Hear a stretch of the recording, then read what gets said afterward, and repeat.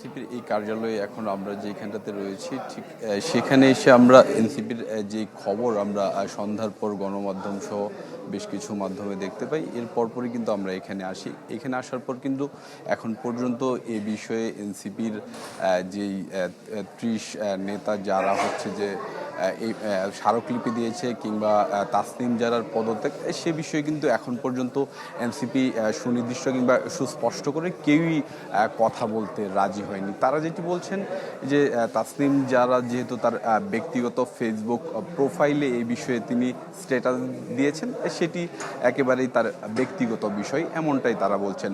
পাশাপাশি যেই স্মারকলিপি দেওয়ার বিষয়ে যেই 30 নেতার কথা বলা হচ্ছে সেখানে তারা সেই বিষয়টি বলছেন যে এই স্মারকলিপি দেওয়ার বিষয়ে যেহেতু এনসিপি জাতীয় নাগরিক পার্টি যেহেতু একটি গণতান্ত্রিক দল সেখানে সব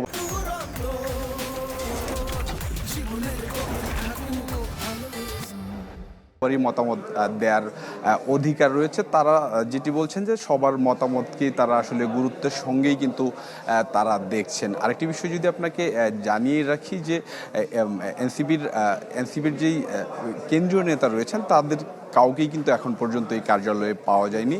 পাশাপাশি সদস্য কিংবা যারা কর্মী পর্যায়ে রয়েছেন তারাও কিন্তু এই বিষয়ে এখন পর্যন্ত কথা বলতে রাজি হয়নি।